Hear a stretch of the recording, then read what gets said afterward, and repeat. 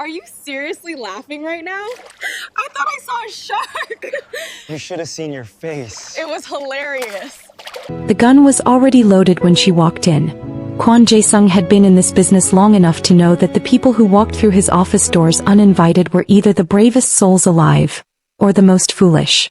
And the woman standing in his doorway right now, soaking wet from Seoul's midnight rain, clutching a manila folder to her chest like it was a shield, was about to find out which category she fell into. He didn't lower the weapon. She didn't flinch. Instead, and this was the part that would haunt him for the rest of his life, she tilted her head, looked directly at the barrel of his gun, and said in the clearest, most unbothered voice he had ever heard, "I'd really appreciate it if you didn't shoot me before I finish talking. I just got this blouse dry cleaned." Jaesung stared at her. In 15 years of running the most feared syndicate in East Asia, no one, not a rival boss, not a government operative, not even his own father, had ever made him feel the sudden, inexplicable urge to laugh. He lowered the gun. Not because she asked him to, but because something in his chest shifted, cracked open really, and he didn't yet understand what that meant. He would.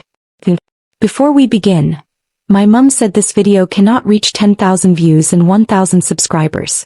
Let's prove her wrong. Smash that like button, subscribe right now, and drop in the comments where you are watching from. Now let's get into this story. Her name was Adiz Mensah. No wait. That was what the fake ID in her left coat pocket said. Her real name was Zuri Asante, and she was, by most professional standards, completely out of her mind for being here. 29 years old. Accra-born, London-educated, soul transplanted. A forensic accountant with the kind of brain that saw numbers the way other people saw faces. Intimately, immediately, unforgettably. She had been hired 8 months ago by a mid-tier import company called Beckma Logistics to untangle what her boss described as a minor discrepancy in the quarterly reports. The discrepancy turned out to be $47 million. Laundered, rerouted, ghost invoiced across 6 countries in 18 months. And every single thread when she pulled it, every ghost company, every false vendor, every numbered account in Luxembourg and the Cayman Islands, led back to one name. Kwon Jaesung. Chairman of the Kwon Group on paper. Head of the Beckma Syndicate in reality. 34 years old. Educated at Yonsei. Trained in violence somewhere they didn't put in the brochure. The kind of man that Seoul's elite whispered about at dinner parties and pretended not to know at charity galas. Zuri had spent 3 weeks deciding what to do with what she found. She could go to the authorities. Except 2 of the detectives she'd considered approaching had Beckma accounts she recognized from her own spreadsheets. She could disappear. Except she'd done that once before at 16, when her mother's death made staying in Accra feel like drowning, and she had promised herself she would never run again. Or she could walk directly into the dragon's mouth and negotiate. Which, in hindsight, was either the bravest thing she'd ever done or a very detailed suicide note. She'd chosen the midnight hour deliberately. His building's security rotated at 11:45 p.m., a gap she'd mapped over 2 weeks of patient observation from a coffee shop across the street. She'd used a service elevator, a borrowed keycard, and the kind of focused calm that only came from being absolutely terrified and refusing to show it. And now she was here. 32nd floor. Corner office. Standing in front of a man who looked like he'd been carved from something colder than marble, wearing a charcoal suit at midnight like it was perfectly normal, holding a gun like it was an extension of his hand. He was, and she would later hate herself for noticing this at gunpoint, extraordinarily beautiful. Not in a soft way. Nothing about Kwon Jaesung was soft. He had the sharp, severe features of a man who had decided long ago that the world would bend to him, and had been proven right enough times that the certainty had settled into his bones. Dark eyes that caught light like obsidian. A jaw that could cut glass. The kind of stillness that predators had, not lazy but coiled. He was also, she noted with her forensic accountant's eye for detail, approximately 6 feet of entirely unnecessary intimidation. She thought, heart slamming against her ribs. Focused Zuri. After her blouse comment, which had come out before she could stop it, because her mouth had a long history of operating independently of her survival instincts, he lowered the gun. He didn't put it away. Just lowered it. And looked at her with an expression she couldn't quite read. "You have 30 seconds, he said. His voice was low, unhurried, accented in a way that suggested English was a language he'd chosen to be excellent at, not one he'd been handed. Convince me why I shouldn't have you removed. Zuri opened the manila folder. Slid a single printed page across his desk.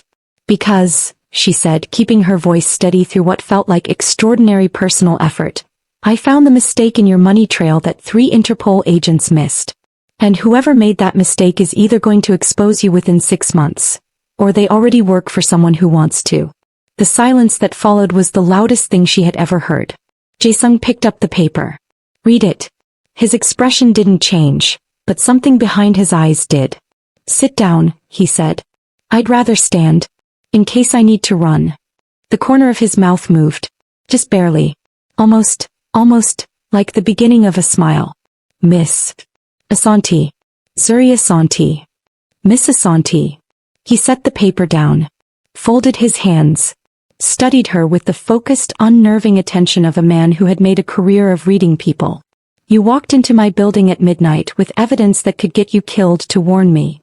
I walked in to make you an offer, she corrected. There's a difference. And if I'm not interested in your offer? Zuri smiled. It was the smile she used when she was most afraid. Wide, bright, completely impenetrable. Then I suppose, she said, we'll find out if this blouse survives the evening. Jaesung looked at her for a long moment. Then he did something that, according to every person who had ever worked for him, he never did. He smiled back. He didn't kill her. This fact surprised his head of security Shin Tae-ho considerably. Tae-ho had been with Jaesung for 11 years. He had watched his boss negotiate billion-won deals, dismantle rival organizations, and conduct himself through every kind of crisis with the emotional temperature of a glacier.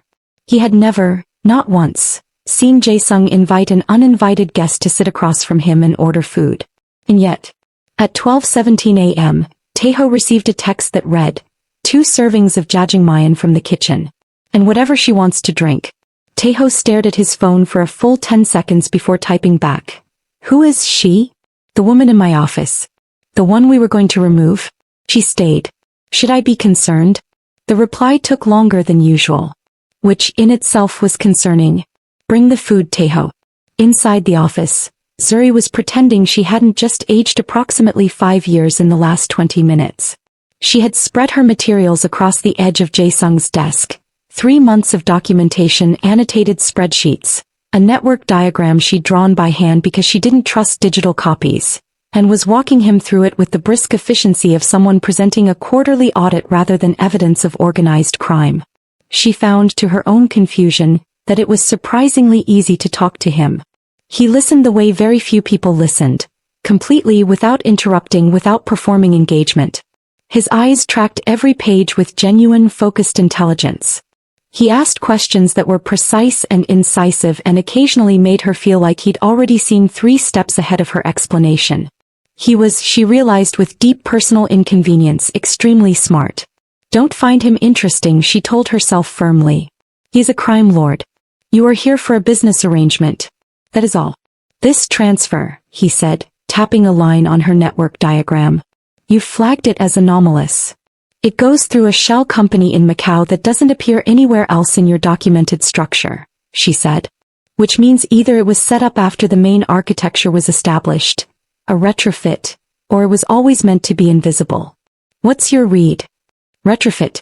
The account numbering convention is 6 months newer than the others. Someone added it. She paused. Someone who has access to your inner structure but wanted a route you couldn't easily trace. Jaesung was quiet for a moment. You're saying someone on the inside is skimming. I'm saying someone on the inside is building a door, Zuri said carefully. Whether they've walked through it yet is a different question. He looked up from the paper at that.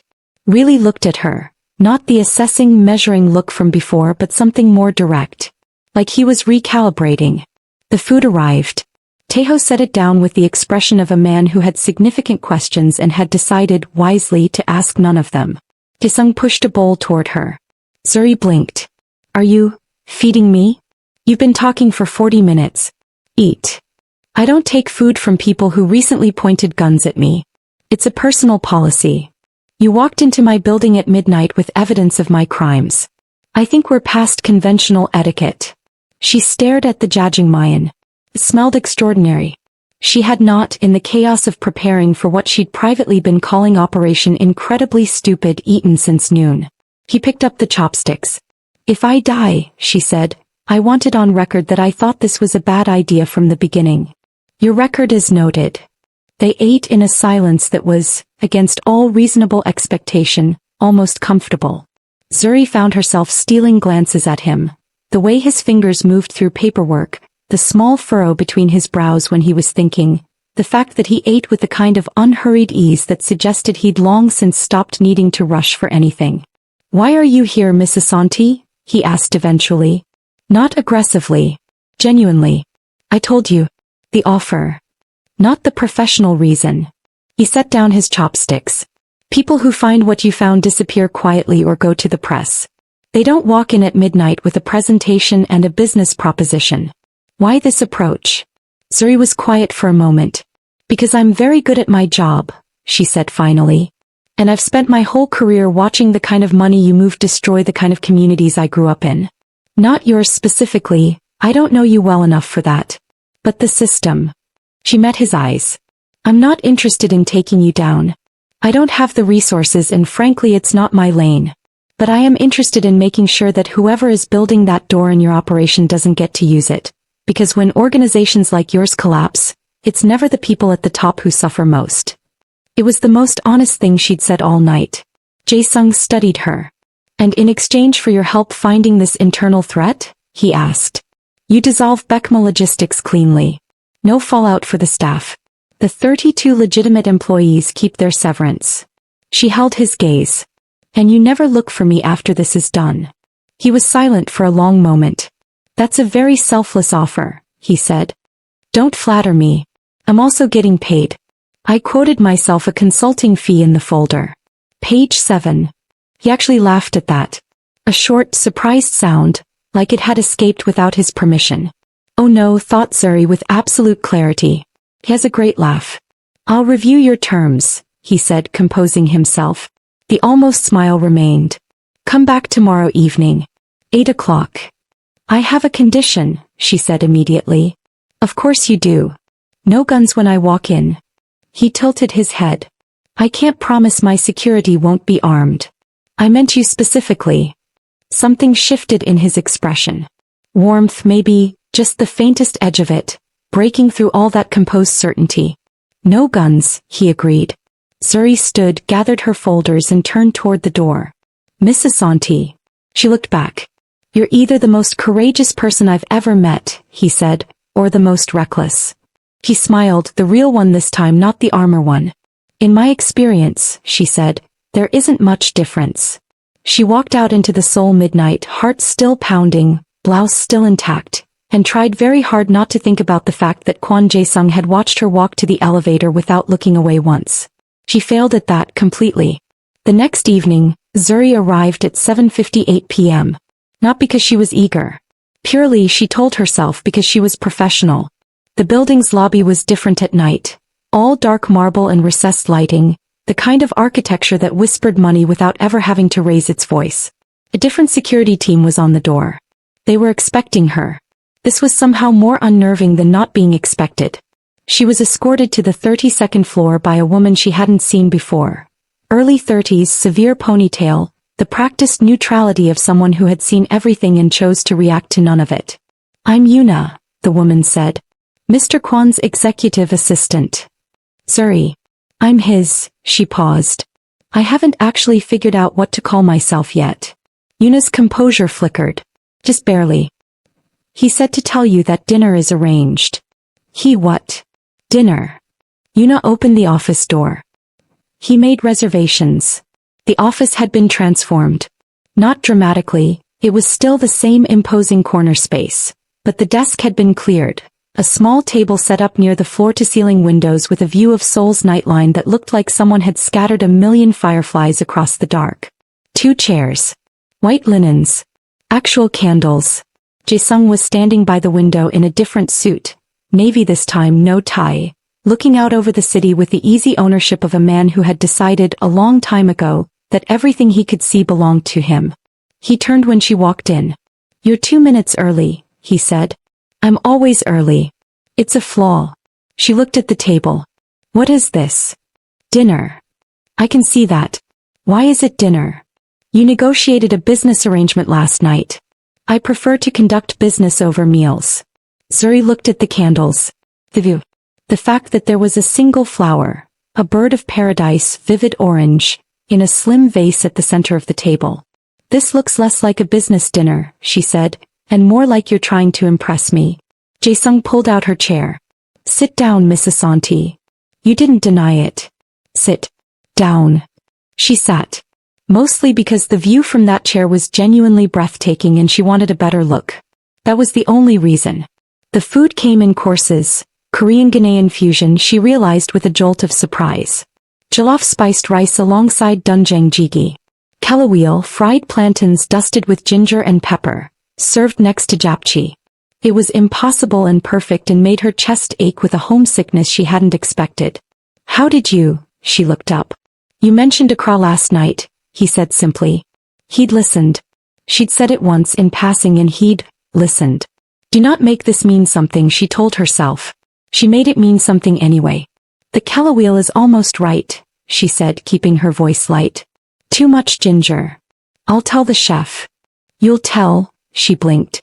You have a personal chef who does Ghanaian food on 24 hours notice? I have a personal chef who does whatever I ask. Must be nice, she said, to be the kind of person the world just rearranges itself for. He looked at her across the candlelight. You say that like it's an insult. I say it like it's an observation. She tilted her head. Does anyone ever say no to you? The question landed differently than she intended. She watched something move across his face. A flicker quickly controlled. Not often, he said. Does it bother you? When they don't? No. He picked up his glass. It bores me. Zuri stared at him. You're bored by people who agree with you? I'm bored by people who agree with me because they're afraid not to. He looked at her steadily. You're not afraid of me. I absolutely am, she said immediately. I just refuse to perform it for your benefit. He smiled, that full, rare one again, and this time it hit her somewhere she wasn't prepared for. Low in her stomach. Warm. Oh, this is going to be a problem, she thought. They talked through 3 courses. Not about work, she'd expected work. Instead he asked about Accra and she found herself telling him things she didn't usually tell anyone. About growing up in Labadi, about learning to read spreadsheets from her father who'd been a shipping clerk, about the scholarship to LC that had felt like a door opening and a door closing at the same time. He listened. She listened. And occasionally asked questions that suggested he'd absorbed everything she'd said before and was building on it. In return she asked about him. He was guarded, she expected that, but not evasive. He talked about Busan where he'd grown up. About his father with a careful flatness that told her more than the words did. About the years he'd spent learning the business, which they both understood meant something that didn't appear in any company filing. Did you ever want something else? She asked. He was quiet for a moment. Once, he said. He waited for more. He didn't offer it. Okay, she said. I respect a man who knows how to end a sentence. He laughed, again that surprised sound, and leaned back in his chair, watching her with an expression she was beginning to recognize. Like she was a puzzle he hadn't solved yet but had decided to enjoy. You're very unusual, Zuri Asante. Her name in his mouth. He'd used her first name without asking and somehow it hadn't felt like a liberty. It had felt like recognition. I prefer exceptional, she said, but I'll take unusual. When dinner ended, 2 hours later, which was 45 minutes longer than any business dinner she had ever attended, Jaesung walked her to the elevator himself. No Taeho. No Yuna. Just him. They stood at the elevator doors and she was acutely, unbearably aware of how close he was standing. Close enough that she could catch the faint, clean scent of him. Cedar and something warmer underneath. Same time tomorrow, he said. We have work to do, she agreed. Yes. Pause. But I'll have dinner arranged again. She looked up at him. His expression was composed but his eyes were doing something different. Mr. Kwon, she said carefully, are you asking me to have dinner with you again dressed up as a work meeting? I would never be that obvious, he said. You put kelaweel on the menu. I may be that obvious. The elevator opened. She stepped in, turned to face him. Too much ginger, she said again. Remember. The doors closed on his smile. In the elevator, alone, Zuri pressed the back of her hand against her mouth, stifling something that was half laugh and half panic. He was in serious trouble. The next 3 days were work. Genuinely, authentically, maddening amounts of work. And Zuri was in her element. They moved her into a secured office 2 floors below Jaesung's. For your protection, Taeho said, which she appreciated and also absolutely did not believe was the only reason, and gave her access to 6 years of financial records. The task was to trace the anomalous Macau account backward, identify the person who'd created it, and map the full scope of what they were building. Zuri called it the mole hunt. Jaesung, when she presented him with this name, stared at her. We're calling it Operation Mole Hunt? I'm calling it Operation Mole Hunt. You can call it whatever you want. Something more serious. Okay. She turned back to her screen. Operation someone in your organization is robbing you blind and also potentially planning to watch you burn. A long pause. Operation Mole Hunt is fine. She grinned at her computer screen where he couldn't see it. They fell into a rhythm. She worked through the mornings alone. She was fastest without an audience. And every afternoon Jaesung appeared in her office. Not making demands. His present. He would bring coffee she hadn't asked for, Ghanaian style, black and brutal, after she'd mentioned offhandedly that she hated the sweet milk tea his staff drank.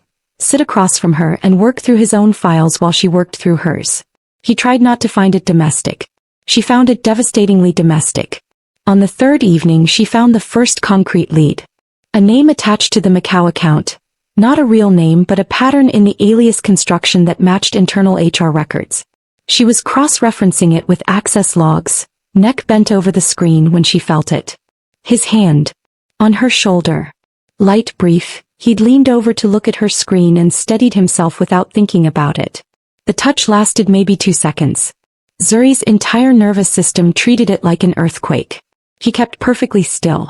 He was reading the screen over her shoulder, close enough that she could feel the warmth of him, and she was devoting every neuron she had to not reacting visibly, which was taking up an enormous amount of processing power. Park Sung-go, he said quietly. Finance director. 3 years in. He has the access. The pattern in the alias matches his mother's name, which is in his personnel file. He was at my father's funeral. His voice was different. She looked up and back. A mistake because his face was very close, and caught the expression that crossed his features. Not anger. Something older than anger. I'm sorry, she said and meant it. His eyes dropped to hers. The proximity registered, she could see it register in him, the small shift in his stillness. He didn't step back. How long has he been building the exit? He asked. At least 8 months. Maybe longer. She held his gaze. He's cautious. He didn't get greedy. That actually worries me more than if he'd been skimming aggressively. Cautious men wait for the right moment. Yes. Then we move first. He straightened, the moment broken and she could breathe properly again. I want a full picture before I act. Can you have it by the weekend? I can have it by Friday morning.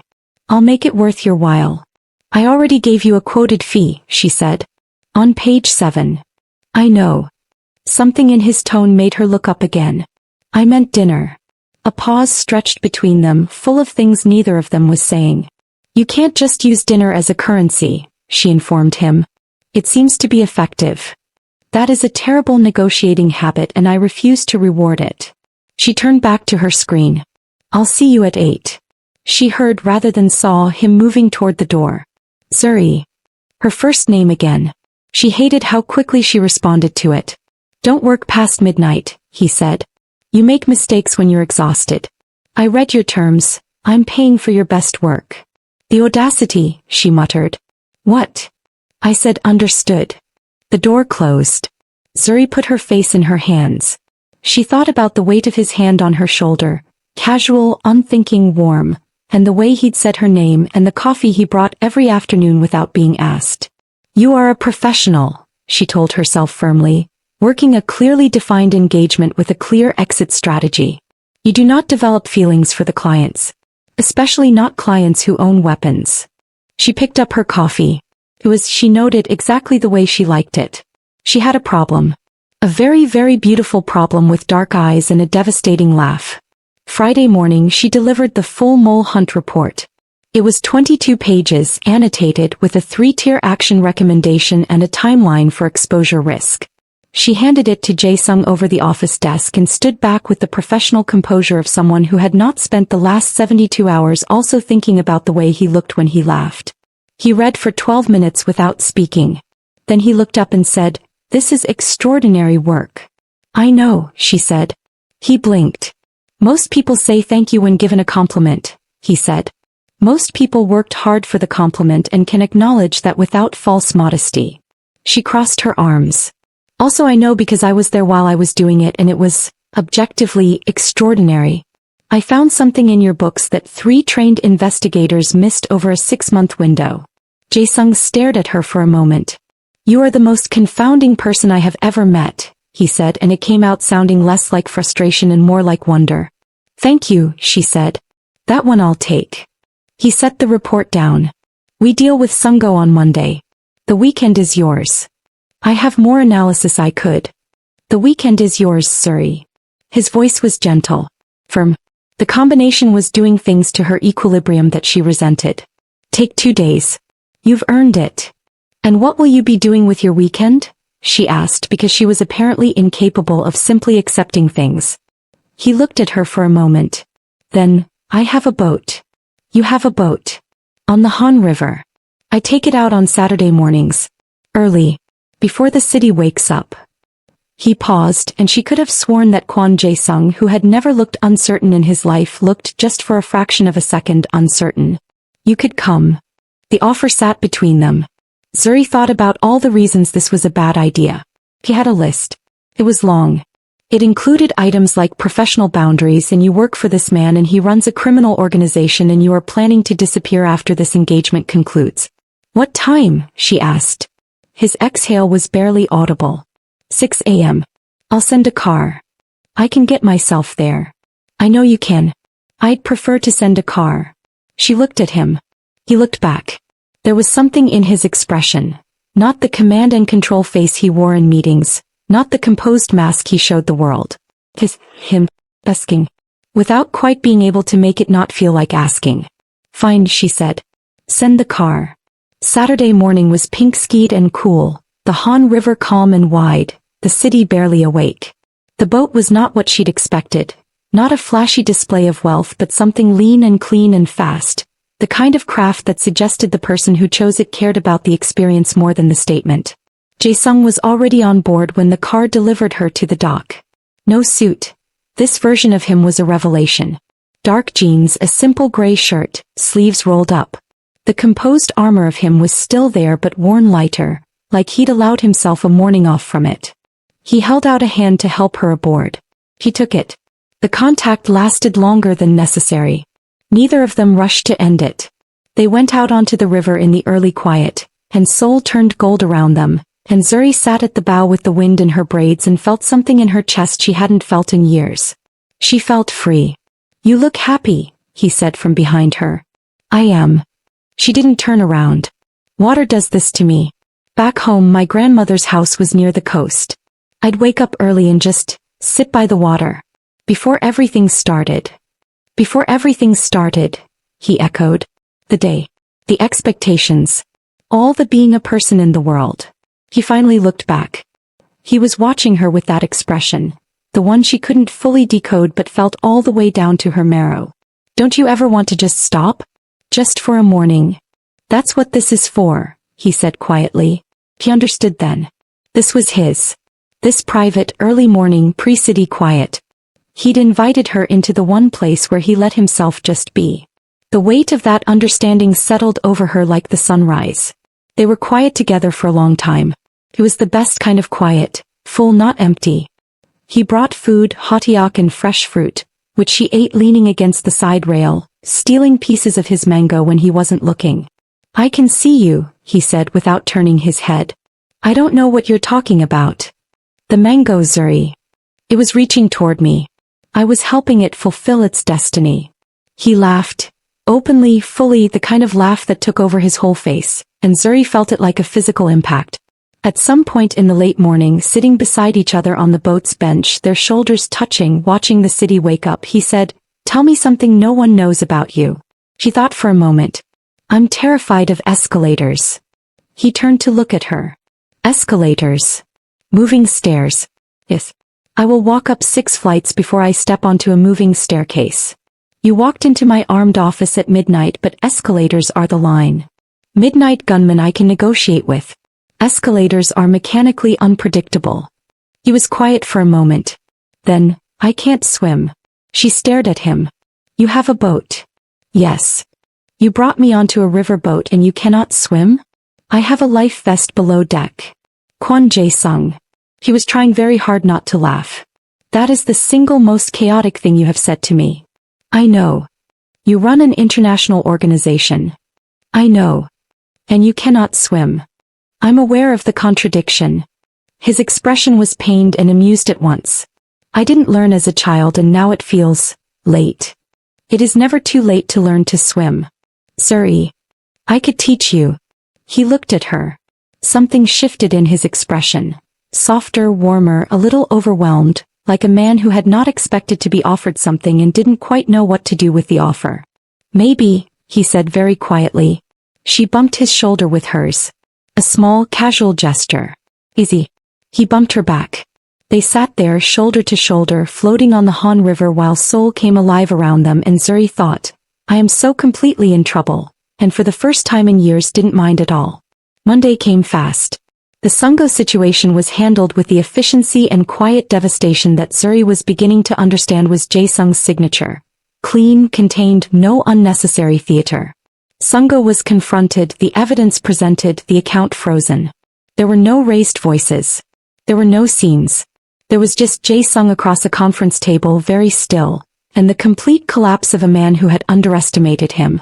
Zuri was not in the room. She didn't need to be. Her work was done. She was packing up her secured office when Jaesung found her. "Where are you going?" he asked from the doorway.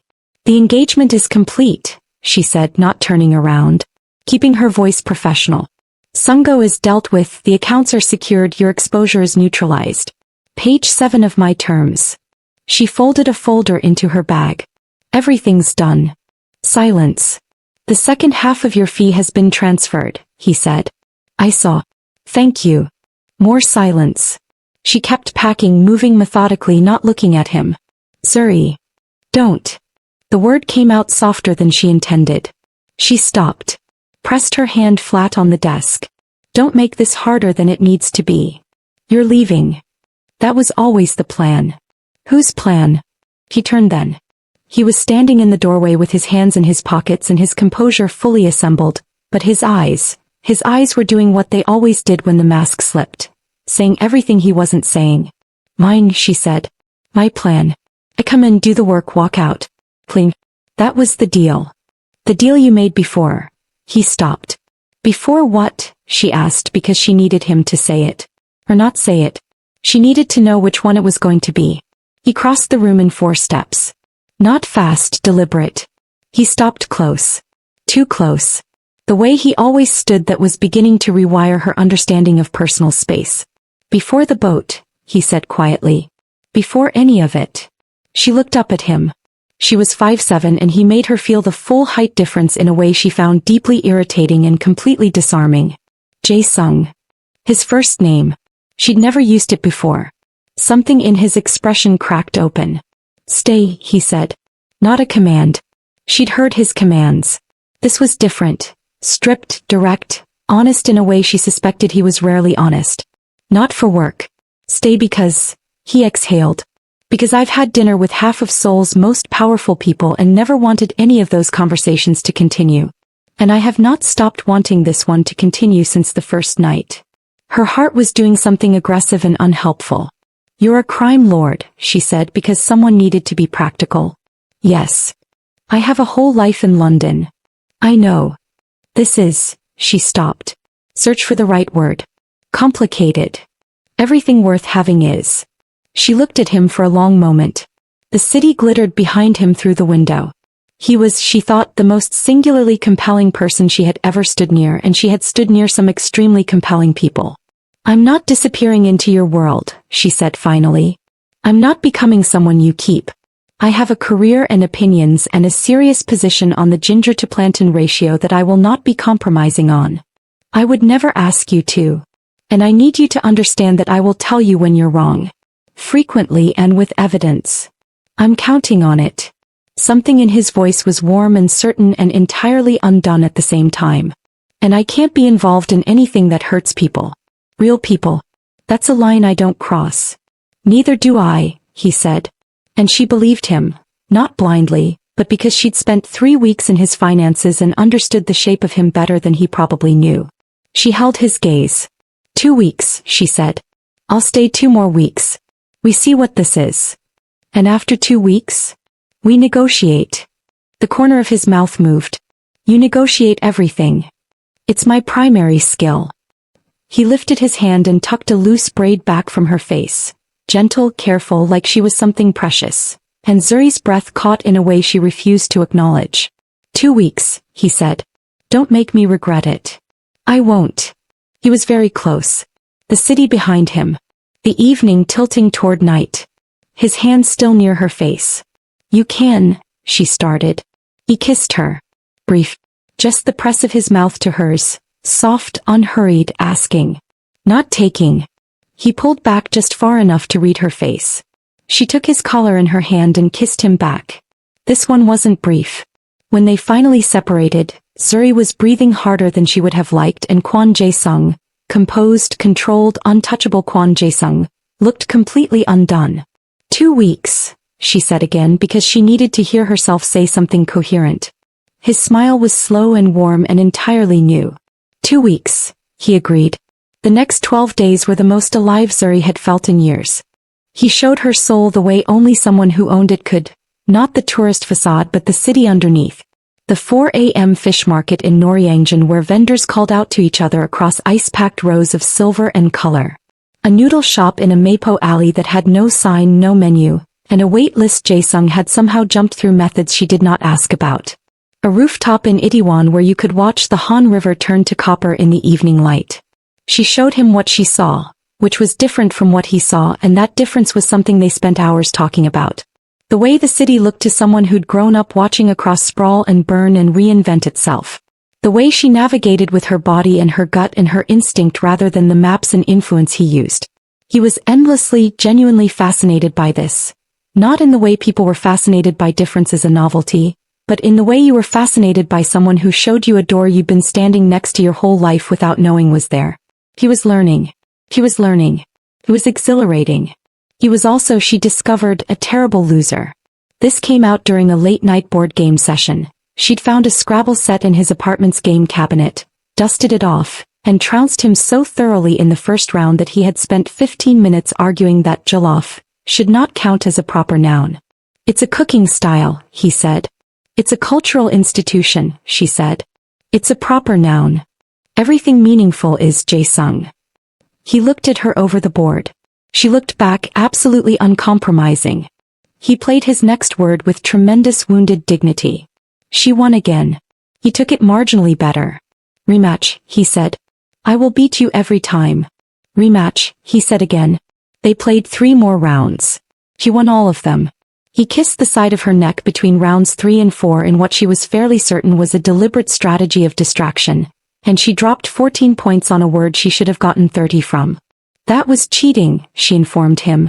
I don't know what you're talking about, he said against her hair. He was charming. That was the problem. She'd expected intensity, she'd gotten that. She'd expected intelligence, she'd gotten that too. She had not expected him to be charming, in this quiet, specific, entirely targeted way that felt less like performance and more like he'd decided she was worth the effort and was putting in all of it. One morning she woke up early. She was staying in a guest suite in his building by now, which she'd negotiated for on the grounds of security, which they both knew was only partially the reason, and found a folded note under her door. It said, Lesson 1. 7 a.m. Bring a swimsuit. She arrived at the building's private pool at 7:03 a.m. to find Jaesung standing at the shallow end in swim shorts looking approximately as out of his element as she had ever seen him.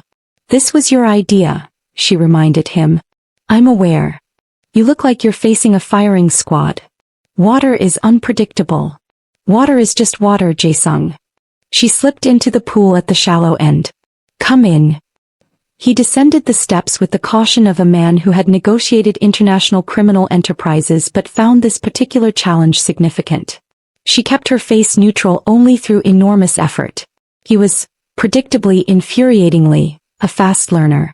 By 40 minutes in he could float on his back. She'd guided him through it with her hands under his shoulders, watching him learn to surrender to the water instead of fight it, and the expression on his face when he finally went still and felt himself held. She filed that expression away somewhere very private. See, she said. Don't say I told you so. I absolutely told you so. She leaned against the pool wall. You can float. You exist in water. The crisis is resolved. He stood and the water came to his waist and she was suddenly aware that she was in a pool with a man who looked like, she didn't have words for it. She just looked at the ceiling and thought about spreadsheets. Thank you, he said. Serious. Quiet. She looked back at him. It's just floating. It's not just floating. His eyes were steady on hers. You didn't have to, you could have. He stopped. Started again. People don't usually. I'm not usually someone people teach things. She understood what he meant. He was surrounded by people who deferred, who followed, who needed things from him.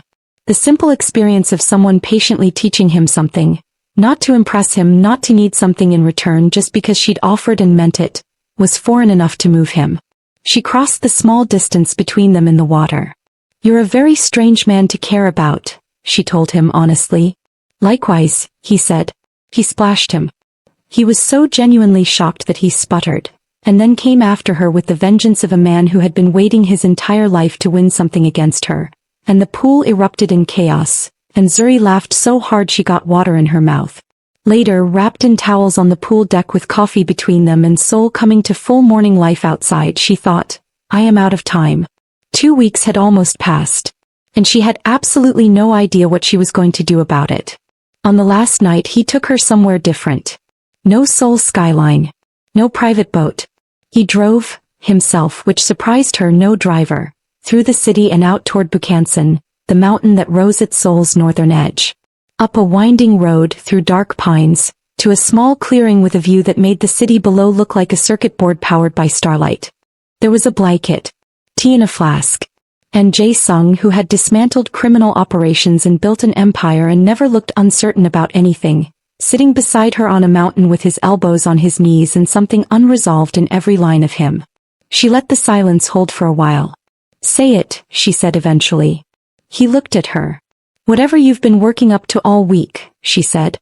I've watched you not say it for 5 days. Just say it. A long pause. I want you to stay, he said. Not 2 more weeks. Not a negotiation. Not temporarily. Not as a consultant. Here. With me. In whatever way that, however you need it to be. He exhaled. I want you to stay, Zuri. The city sparkled below them. A cool wind moved through the pines. She was quiet for a moment. I need you to know something, she said carefully. I don't make decisions from emotion. I make them from evidence. I know. And the evidence tells me that this, she gestured between them, is real. That you're real. That this isn't whatever I expected when I walked into your office. What did you expect? A monster, honestly. Polished maybe. But a monster. And instead, she looked at him. This man who couldn't swim and hated losing Scrabble and brought her coffee every afternoon and had once stopped a conversation mid-sentence because she'd said something that surprised him and he needed a moment to absorb it. A person, she said. A very complicated, occasionally armed, never boring person. Something moved through his expression. Raw. I need to go back to London, she said. I have a life there. A lease and a best friend and a plant I've been keeping alive for 3 years that no one else can be trusted with. I know. And your world, she searched for the right words. I can't pretend that's simple. It's not simple. There are things in your world I can't be part of. I know that too. But, she stopped. But, he asked, and the care in that word, the absolute focused attention. But I think, she said, that some things are worth being complicated for. He looked at her for a long moment. Then he said quietly, Is this you negotiating? This is me saying yes, she said. On my terms, which are detailed and firm and I will provide in writing. Obviously. And you understand that I will never. He kissed her and she let herself fall into it completely this time. No caution, no professional distance, no careful management of what she was allowed to feel. Just her and him on a mountain above a glittering city, with his hands cupping her face like she was something he was still learning the shape of. When they separated, she pressed her forehead to his. This is terrifying, she said. Yes, he agreed. I'm terrible at terrifying. You walked into my armed office at midnight, he reminded her. That was professional terror. This is, she exhaled. This is the other kind. Me too, he said quietly. And the admission, from him, from this man who armored everything, was the most intimate thing he had given her yet. She took his hand. They stayed on the mountain for a long time talking about small things and large things and the plans that were beginning to take shape between them. Real plans, logistical plans, how would this actually work plans, the kind you only make when you're serious. She laughed more than she expected. He looked lighter than she had ever seen him. It was the best night she could remember in years. Which is, as any woman who has ever had a perfect evening knows, exactly when things go wrong. It was 11:47 p.m. when his phone rang. They were back at his apartment by then. Her legs across his lap on the living room couch, her head bent over her laptop as she wrote mock specifications for what she'd privately started calling her continued soul arrangement. Him reading with one hand resting easy on her ankle in that unconscious, claiming way he'd started touching her that made her heart do complicated things. His ringtone was silent. She felt his posture change before she heard anything. The shift from settled to alert. She looked up. His face was blank in the way that meant the opposite of nothing. He answered. She watched him. Watched the stillness that came over him. The glacial, controlled stillness she now understood was how he contained things that threatened to break his composure. He said 4 words in Korean, none of which she spoke but all of which she could read from the tone. He hung up. Sat very still. Jae-sung. My father's associate, he said carefully. Choi Min-jae. He's been managing some of the Busan operations. What happened? He looked at her, and in his eyes she saw something she had not seen there before. Not fear. Something underneath fear. Something that fear was protecting. He says there's a buyer, Jae-sung said slowly. Someone who has been purchasing access to Kwon Group infrastructure. Building leverage. He paused. Min-jae says the buyer has been in contact with him for 6 months. Zuri sat up slowly.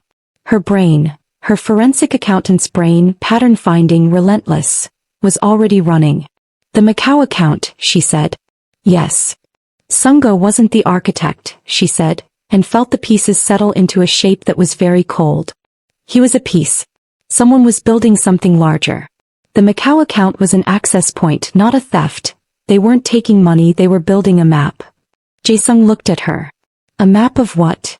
Of everything, she said. Every account, every connection, She stood up. Moved to her laptop. The anomalies I found. I flagged 4. But there were 2 I dismissed as clerical errors. I need to re-examine them. Her fingers were already moving. Give me 20 minutes. Zuri. Jae-sung. She looked up. Her voice was steady but her eyes said everything. Someone has been building a case against you. Not to take your money. To own you. She held his gaze. 20 minutes. Let me work. He sat. Let her work. 18 minutes later she found it. The 2 anomalies she'd dismissed. Not errors. Signatures. Digital fingerprints, almost elegant in their subtlety, embedded in routine transfers over 14 months. A second architecture hidden inside the first. He stared at the screen. Felt cold. Who, she said quietly, is the most dangerous person who would want leverage over you? Jae-sung was behind her. She could feel him reading the screen over her shoulder. His silence had weight. That depends, he said, on which direction you're looking. South, she said, following the account trail. This routes through, she zoomed in. This routes through a Jeju Island relay and then to... She stopped. She knew that account structure. She knew it because she had spent 6 years working for a firm whose primary client used exactly this configuration for. Her hands went still on the keyboard. Zuri. His voice was low. What is it? She turned to face him. and the expression on her face made something change in his. "I know who it is," she said. "A beat." "How?" "Because," she said, and her voice was very careful, "before I came to Seoul, before BECMA Logistics, I was contracted for 18 months to a financial advisory group called Zero Partners." She paused. "They specialize in acquisition by leverage. They find organizations with structural vulnerabilities, plant access points, and then present the owner with a choice: sell at their terms or be exposed. And this signature is theirs." She held his eyes. "They've been inside your organization for over a year, Jaesung. And if they're ready to contact Min Jae directly, it means they think they have enough." "Yes." The apartment was very quiet. Then Jaesung said with a composure that was terrifying in its completeness, "Who runs Zero Partners?" Zuri looked at him. "That's the part you need to hear," she said. "As I know who runs it. I met him once. At a London gala 18 months ago." She paused. "He told me I was very good at my job and that I should come work for him. I said no." Jaesung's expression shifted. He said, and I remember this clearly because it was such a strange thing to say to someone you just met. He said, "Everyone comes to work for me eventually. One way or another." A silence. "Name," Jaesung said. "Kwon Jaesung," she said. And Jaesung went very, very still. "That's your father's younger brother," she said quietly. "Yes. I found it in the Zero Partners registration documents, buried 3 layers down in the corporate structure. I know how it looks. I know what it means." The silence this time had a different quality. She watched him process it. The man underneath the empire, underneath all that composure, absorbing the fact that the person who had been building a case to own or destroy him was someone he had grown up calling family. He crossed to him, took his face in her hands the way he'd done for her on the mountain. "You're not doing this alone," she said. He looked at her. His eyes were raw. "You understand that this becomes." "I understand exactly what this becomes." Her voice was steady. "And I'm telling you that you're not doing it alone." He pulled her in, close, tight, his arms around her completely, and she held on. "I need you to be safe," he said into her hair. "I need you to let me help." Pause. Bong. The city below still glittered, indifferent. "Zuri." His voice was quiet. "If Daesuk knows I've identified the breach." "He doesn't. Not yet. When he finds out, then we make sure we're already 3 steps ahead of him when he does." She pulled back just enough to look at him. "This is what I do, Jaesung. You show me the numbers, I find the truth inside them. We found Sungo. We'll find everything else." He looked at her for a long moment. Then his phone rang again. A different number. Unknown. He answered. 2 seconds. He handed her the phone. She looked at him. "They asked for you," he said, and his voice was the flattest she had ever heard it. "By name." Zuri looked at the phone. The voice on the other end was smooth. And it said in perfect English with a Seoul accent. "Miss Asante. I believe it's time we spoke properly. You've been very helpful to my nephew. I'd love to return the favor.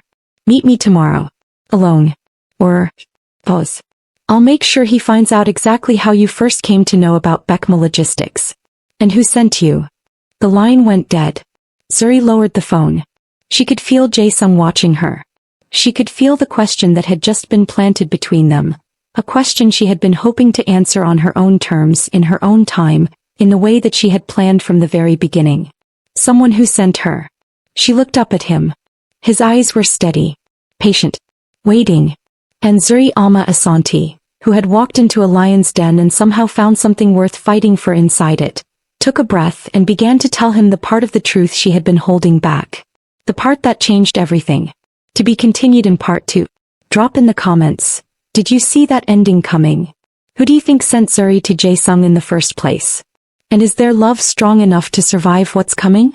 Smash that like button, subscribe right now, and I'll see you in part 2, because this story is just getting started.